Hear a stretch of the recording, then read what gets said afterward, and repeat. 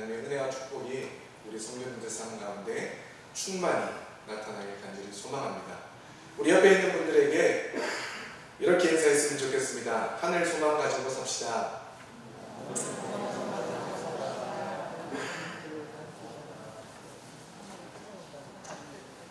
오늘 이 자리에 나온 성도님들은 얼마만큼의 하늘의 소망을 가지고 살아가고 계십니까? 얼마나 천국을 소망하며 예수님이 다시 오시기를 기다리고 계십니까? 많은 사람들이 예수님이 다시 오심을 어쩌면 이 시대에는 일어나지 않는 것처럼 여기고 있는지도 모릅니다. 하지만 그리스도인이라면 날마다 하늘을 바라보며 예수님이 다시 오실 그 날을 기다리며 그분과 함께 동행하는 은혜와 역사가 있어야 될 줄 믿습니다. 그것이 저와 여러분들의 삶이요, 그것이 우리가 간절히 기도해야 될 기도 제목인 줄 믿습니다. 몇 해 전 아이러니한 자살률이라는 글이 실린 적이 있습니다.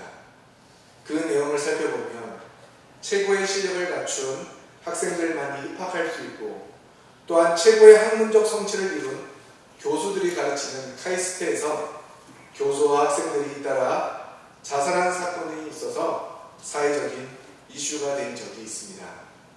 왜냐하면 남들보다 훨씬 많은 것을 가진 사람들의 자살을 일반인들이 쉽게 이해하지 못했기 때문입니다. 실제로 과학적인 연구에 따르면 경제적으로 살기 좋다고, 삶에 대한 만족도가 높다고 자살률이 떨어지는 것이 아니라는 연구 결과가 나왔습니다. 영국과 미국의 여러 경제학자들은 경제행동조직저널에 미국 51개 주의 삶의 만족도와 자살률을 비교한 논문을 발표했습니다. 연구진은 미국 전역에서 무작위로 230만 명을 추첨해서 삶의 만족도를 묻는 한편 각 주의 자살률을 분석했습니다. 기초자료를 바탕으로 인종, 성별, 교육, 소득 수준, 건강, 고용 상태 등을 주마다 비슷하게 반영해 분석의 객관성을 높였는데 놀라운 결과가 나왔습니다. 대체적으로 삶의 만족도가 높은 주일수록 자살률이 높았고, 반대로 삶의 만족도가 바닥에 가까운 주에서는 자살률이 낮았기 때문입니다. 왜 살기 좋은 곳에서 자살하는 사람들이 많이 있는 것이겠습니까? 영국의 한 교수는 이 문제에 대하여 답하기를 살기 좋은 곳에서 다른 사람들과의 관계가 단절된 삶이 더 가혹하게 느껴지기 때문이라고 설명한 바 있습니다. 한마디로 말하면 사람이 행복을 느끼고 기쁨을 갖는 것은 얼마나 많은 것을 소유했느냐가 아니라 인간관계에 있다는 것이고, 경제적인 요인에서보다 사회관계에서 행복을 느낀다는 것입니다. 그래서 미국의 리처드 교수는 전 세계 30개국을 조사한 결과 경제적 발전 단계와 사회 체제와 관계없이 일정 시점을 지나면 소득 수준이 높아진 만큼 행복도가 높아지지 않는다고 발표하였습니다.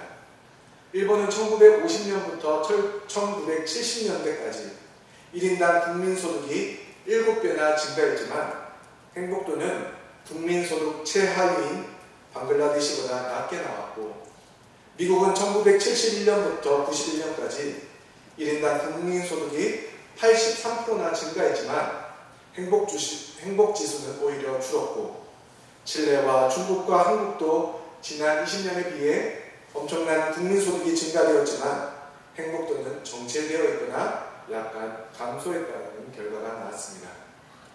결국 개개인이 가지는 행복지수는 개인에 의해서만 이루어지는 것이 아니라 주변 사람들과 함께 높일 수 있음을 말해주고 있습니다.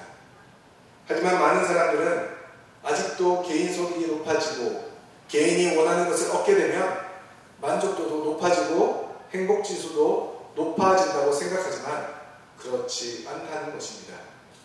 그래서 이러한 결과를 보고 아이러니하다라고 말하고 있는 것입니다. 그런데 이러한 아이러니한 상황은 비단 지금의 우리의 삶에만 나타나는 것은 아닙니다. 오늘 우리가 함께 나눌 성경도 아이러니한 상황을 소개해 주고 있습니다. 바울은 마게도냐 사람이 와서 도와달라는 환상을 보고 마게도냐에 있는 빌립보로 가게 되었고, 또한 2차 전도여행 때 이곳에 유럽의 첫 교회를 지었습니다. 그리고 자주장사 루디아를 만나 그녀의 집에서 교회를 시작했으며 정치는 귀신 들린 여종을 치료해 주었습니다. 그런데 아이러니한 것은 귀신 들린 여종을 치료해 준 사건으로 인해 바울은 많이 맞고 감옥에 갇히기까지 합니다. 분명 하나님의 환상을 보고 그 지역에 갔고, 또 거기서 하나님의 뜻에 따라 점치는 여인을 고쳐준 것밖에 없는데 박해와 추방이 바울을 기다리고 있었습니다. 바울에게 주어진 것은 한 인간이 감당할 수 없는 너무나도 극심한 고통뿐이었습니다. 그러니 인간적인 생각으로는 이런 일이 하나님의 뜻이 아닌 것처럼 느껴질 수 있었고, 바울의 자존감이나 행복지수는 바닥으로 떨어졌을 것입니다. 이처럼 눈에 보여지는 것만을 가지고 믿지 않는 많은 사람들은 그렇게 있는데 왜 계속 교회를 다니냐며 불평 섞인 이야기를 합니다. 도대체 예수가 뭐길래 예수에 미쳐 사느냐고 비아냥거리기까지 합니다. 하지만 바울이 그랬던 것처럼 우리의 행복은 고난 속에서 얻을 수 있고, 그 고난을 통해 주어지는 참 기쁨은 경험해보지 않는 사람은 도저히 이해할 수 없는 은혜인 것입니다. 그래서인지 빌립보 교회는 바울을 특별히 사랑했습니다. 사도 바울이 감옥에 있을 때 그들은 쓸 것을 공급하며 바울의 옷바라지를 도왔습니다. 그렇게 바울은 이렇게 힘든 상황에서도 흔들리지 않고 다시 일어설 수 있었고, 하나님이 붙여주신 귀한 동력자들을 통해 귀한 사역을 감당할 수 있었던 것입니다. 하지만 또 그래서 빌립보서를 기쁨의 서신이라고 부르고 있습니다. 그런데 또 아이러니하게 빌립보서가 마냥 기쁨만을 전하는 기쁨의 서신만은 아니라는 것입니다. 그렇게 바울을 돕고 믿음을 지키려 하는 교회 안에 문제가 있었습니다. 빌립보서의 기록 목적을 살펴보면 교회 내부적으로 갈등을 겪는 상황에서 성도들이 믿음 안에서 하나가 되어줄 것을 격려하고 건면하고자 하는 목적에서 빌립보서를 기록하였습니다. 즉 교회 안에 갈등으로 인한 문제가 있었다는 것입니다. 그 갈등이 무엇입니까?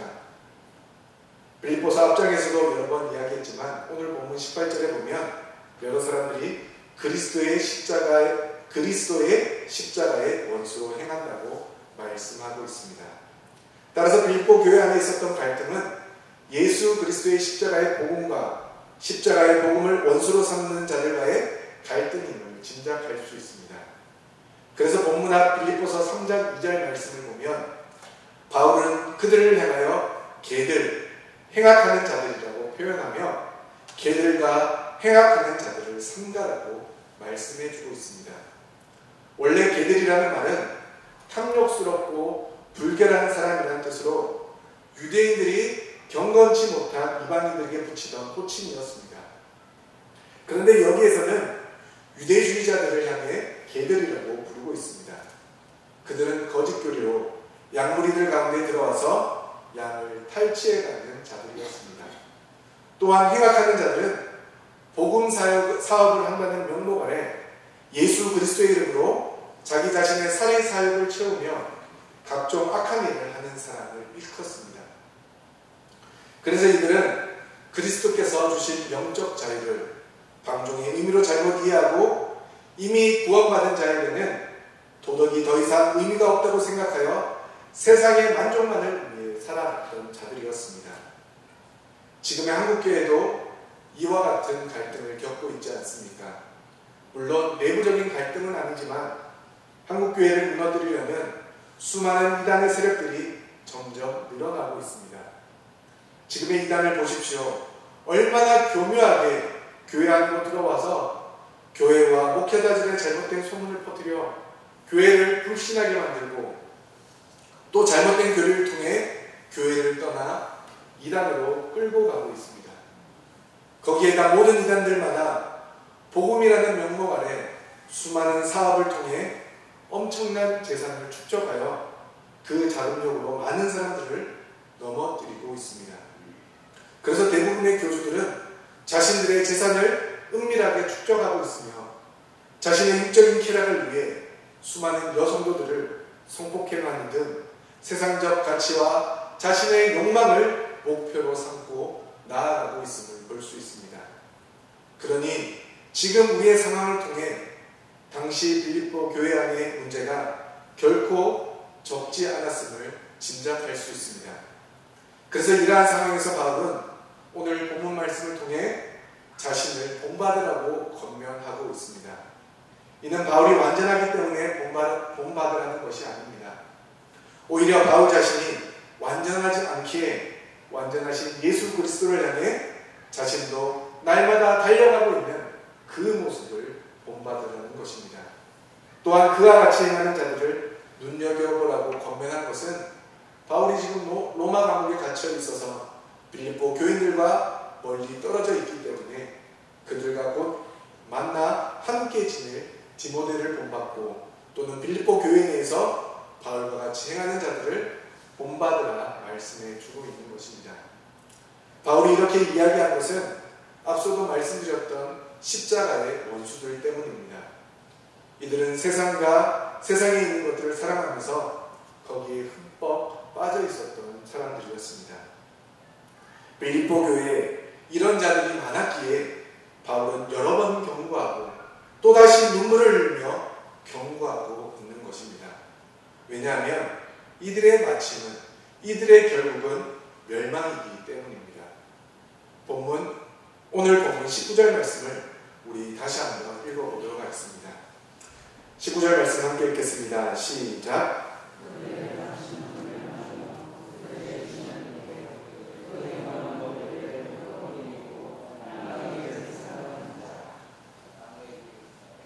사도 바울은 십자가의 도는 우리에게는 구원의 능력이 되지만 십자가의 원수들에게는 멸망이 된다고 말씀한 적이 있습니다.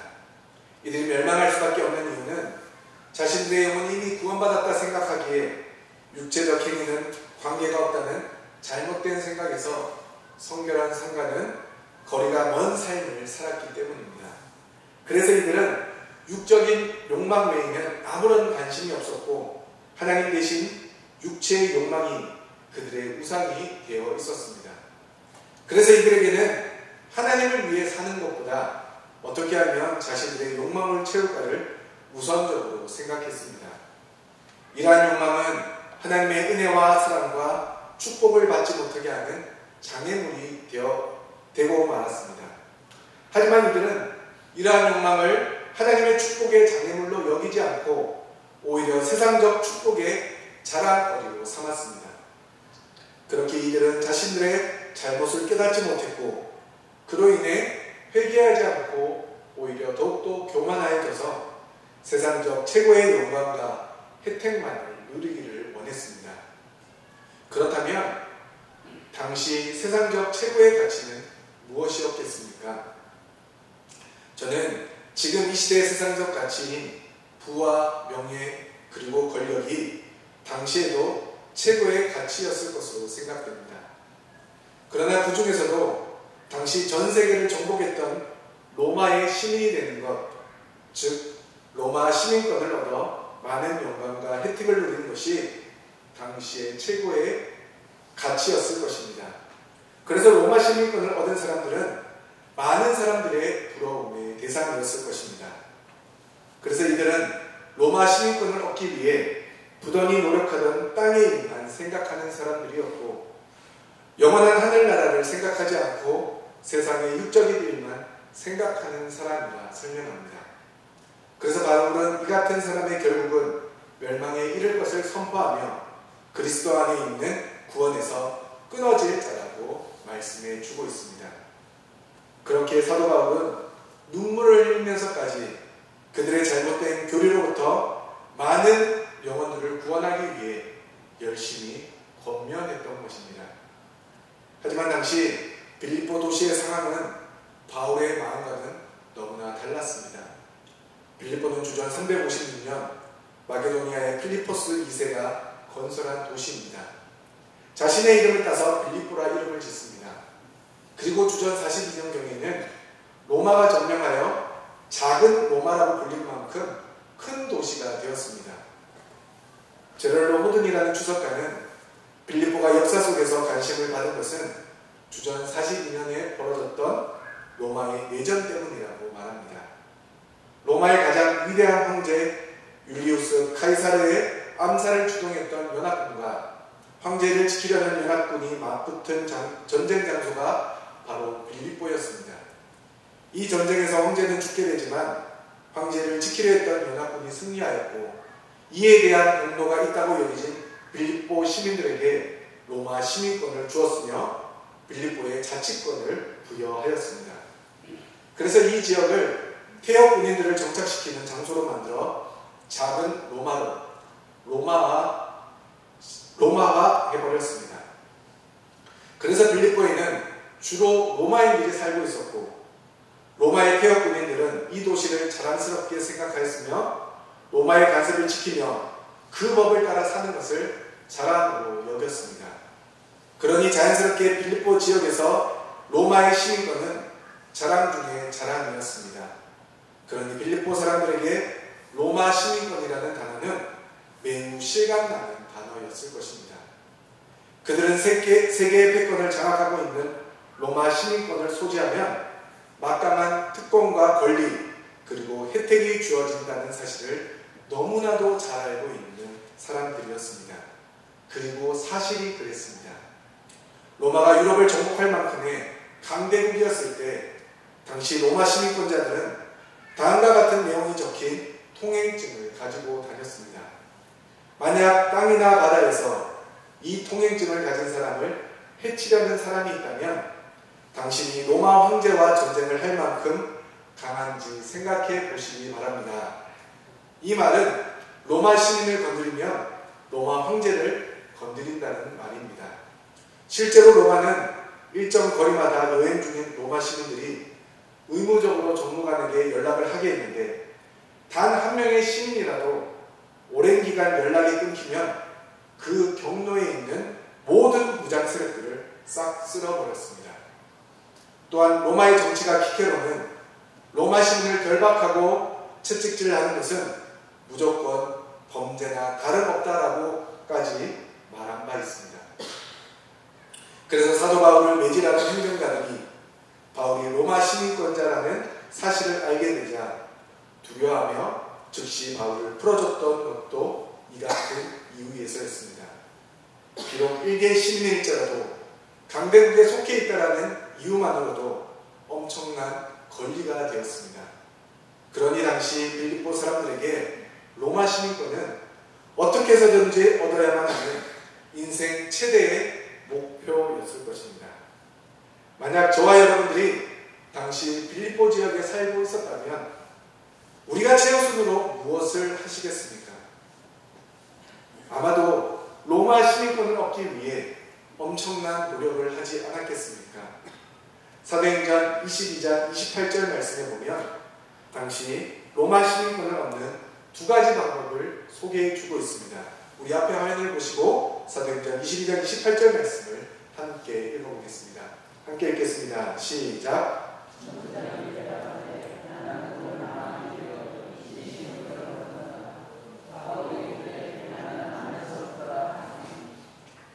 로마 시민권을 얻는 방법은 바울처럼 태어날 때부터 로마 시민으로 태어나는 사람과 또 하나는 전부장처럼 돈을 많이 들여 시민권을 얻는 방법이었습니다.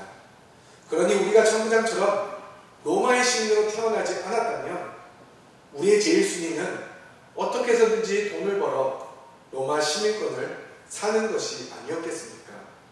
그래서 바울은 십자가의 원수들이 최고의 가치로 여기는 로마의 시민권보다 더 좋고 귀한 하늘의 시민권이 존재한다는 사실을 애타게 눈물로써 호소했던 것입니다. 오늘날 우리는 바울이 눈물을 흘리며 기록한 빌립보서를 읽고 있습니다. 그리고 완전한 하나님 시민권을 얻기 위해 우리는 날마다 간절히 소망하고 있습니다. 하지만 하늘 시민권은 로마 시민권처럼 로마 시민으로 태어났거나 돈을 주고 살 수 있는 것이 아닙니다. 기독교 가정에서 태어났다 할지라도 스스로 예수님을 구주로 영접하고 믿음으로 거듭나지 않으면 그 어떤 누구라도 하늘의 시민권을 얻을 수가 없습니다. 그래서 하늘 시민권은 21절 말씀처럼 오직 만물을 자기에게 복종하게 하실 수 있는 자로부터 주어지는 것이라 설명합니다. 이는 다른 말로 땅과 하늘, 곧 만물을 통치하는 자로부터 주어진다는 것입니다. 그러므로 우리에게 주어지는 하늘 시민권은 만물을 통치하는 백성이 되어진다는 것을 의미하기에 우리에게는 너무나 큰 영광일 수밖에 없습니다. 하지만 우리의 현실은 이 땅에서의 삶을 살아가야 된다는 것입니다. 그래서 사도 바울은 거기로부터 구원하는 자, 곧 주 예수 그리스도를 기다린다라고 말씀하고 있습니다. 그렇게 우리는 하늘 시민권을 얻기 위해 지금부터 철저하게 준비하며 기다려야 합니다. 예비 부부가 결혼 날짜를 잡아놓고 그날만 기다리면서 아무것도 하지 않고 기다리고 있으면 어떻게 되겠습니까? 그들은 결혼을 위해 철저하게 준비합니다. 새집을 장만하고 혼수를 준비하고 결혼식이 아름다운 잔치가 될 수 있도록 만반의 준비를 합니다. 신랑 앞에 서는 날, 신부 앞에 서는 날 아름다운 모습으로 서로에게 자랑스러운 존재가 되기 위해 신랑, 신부는 자신의 모습을 열심히 가꾸고 단장합니다. 그렇습니다. 주님 앞에 서는 그날 우리가 흠과 티 없이 아름다운 신부로 세워지기 위해서는 지금부터 단장해야 하는 것이 마땅합니다. 기다린다는 말은 아무것도 하지 않고 그저 기다려라는 말이 아니라 그날을 위하여 지금부터 사랑하는 주님을 닮아가고자 노력하는 것을 의미합니다. 비록 그 과정에서 시행착오가 있어서 때로는 실수하고 때로는 넘어지고 후퇴하고 범죄하여 연약한 우리의 모습을 보일지라도 우리는 끝까지 표대를 향해 계속 나아가야 하며 그런 마음으로 계속 기다려야 하는 것입니다. 그렇다면 우리는 무엇으로 준비하며 기다려야 하는 것이겠습니까? 하늘 시민권을 획득한 그리스도인들은 하늘 시민으로서의 특권을 누리는 동시에 하늘 시민권을 온전히 지키기 위해서 이 땅에서 날마다 영적 싸움을 하는 자들입니다. 그래서 영적 전투를 위해 에베소서에서는 우리에게 전신갑주를 입으라 권면합니다. 왜냐하면 그리스도인들은 하늘에 앉아 그리스도의 왕적 통치에 참여함과 동시에 지상에서 악한 영들과 날마다 싸워 우리의 믿음을 지키며 살아야 하기 때문입니다. 하나님은 우리에게 하늘 시민권을 허락해 주셨습니다. 하지만 주님이 오시기 전까지 하늘 시민권자들이 살아야 할 곳은 공중 권세 잡은 자가 주인 행세하고 있는 바로 이 땅입니다. 따라서 세상의 진짜 주인의 통치를 선포하는 교회와 공중 권세 잡은 자 사이에는 싸움이 일어날 수밖에 없습니다. 고대 사회에서 왕에게 요구된 최고의 임무는 백성을 위한 전투였습니다. 그러므로 그리스도의 왕적 통치에 참여한 성도의 마땅한 임무는 자신을 지키고 수많은 영혼들을 살려야 하는 영적 전투인 것입니다. 그러므로 20절 말씀에서 요구하는 하늘 시민권자로서 예수 그리스도를 기다리는 자는 결국 이 땅에서 날마다 영적 싸움을 하며 기다리는 자를 의미합니다. 이러한 영적 싸움을 해야 된다는 일 때문에 그리스도인이 되는 일을 두려워하거나 비극적인 일이라 여긴다면 그것만큼 어리석은 것은 없을 것입니다. 이 싸움은 우리가 시작했거나 약한 우리를 공격하면서 시작된 것이 아니라 그리스도께서 시작한 싸움이며 그렇게 그분이 주관하시고 마치시는 싸움입니다. 이와 비슷한 말씀이 고린도전서 15장 25절로 26절 말씀에 기록되어 있는데 그가 모든 원수를 그 발 아래에 둘 때까지 반드시 왕노릇 하시리니 맨 나중에 멸망받을 원수는 사망이라고 말씀해 주고 있습니다. 그리스도께서 부활하시고 나서 하나님 우편에 오르신 후에 지금까지 하시고 계신 일은 모든 원수를 그 발 아래 무릎 꿇게 하시는 것입니다. 그리스도께서 그리스도 안에 있는 자에게 하나님의 전신갑주를 입으라고 하신 것은 그분은 뒤로 빠지고 우리를 대신에 정면에 내세우기 위함이 아니라 오히려 그리스도께서 내가 시작한 싸움이기에 내가 앞장서가며 마무리 지을 테니 너희는 가만히 내 뒤에 따라오면 된다라고 말씀해 주고 있습니다. 이 영적 싸움을 그리스도께서 하고 계시다면 그 싸움에 참여한 우리가 승리를 거두기 위해서 해야 할 일은 무엇이겠습니까? 대장 되신 그리스도 뒤에 바짝 붙어서 그분의 말씀을 듣는 것밖에 없습니다. 전쟁 중에 지휘관의 말을 듣는 것이 얼마나 중요한지, 또 그것이 승패에 얼마나 결정적인 요인인지 한번 생각해 보십시오. 그러므로 이 싸움의 승리는 우리의 힘에 달려있는 것이 아니라 우리가 따르고 의지하는 대장 되신 예수 그리스도께 있음을 우리가 믿음으로 선포하시길 소망합니다. 그러므로 하늘 시민권을 가진 사람은 이 땅에서 끝까지 영적 싸움으로 우리 주님의 재림을 기다리는 자여야 한다는 것입니다. 날마다 치열한 영적 전투 가운데 전신갑주를 준비하고 기다리고 하나님이 부어주시는 승리 가운데 기쁨으로 준비해야 하는 것입니다. 미국의 야구 역사를 보면 베이브 루스라는 유명한 홈런 왕이 있습니다. 그는 선수 시절 714개의 홈런을 기록했습니다. 그래서 사람들은 이 사람을 홈런 왕이라는 사실만 기억할 뿐 그가 삼진 왕이었다는 사실은 대부분 기억하지 못합니다.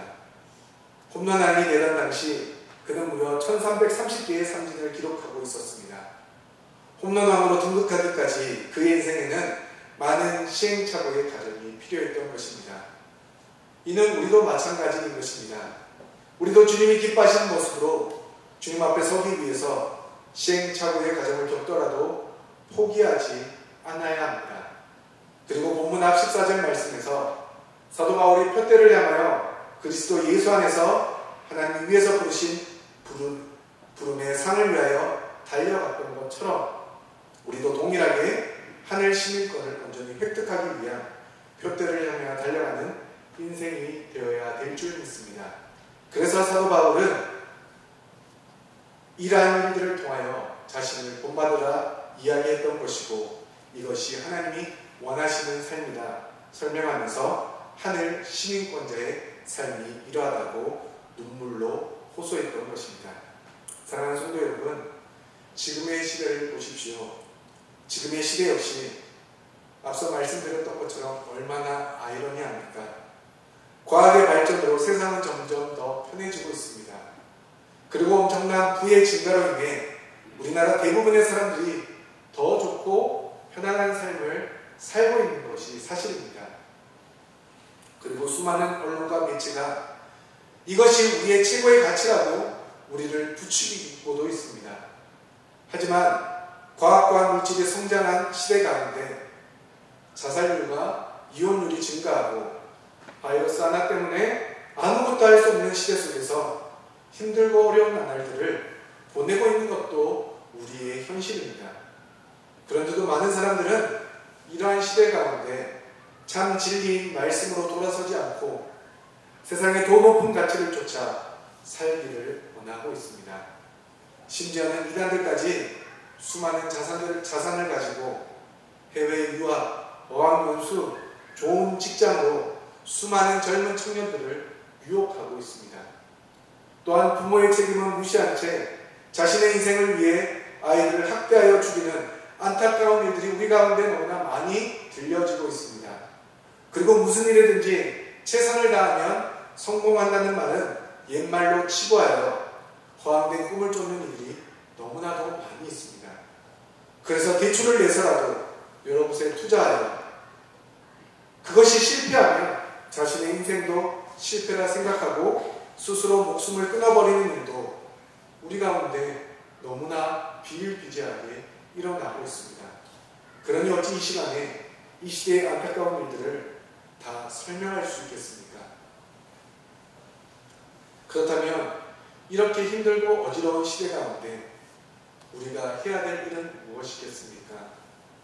바울과 같이 몇 번이건 눈물로 호소하며 우리의 영원한 가치인 하늘 시민권을 선포해야 되지 않겠습니까?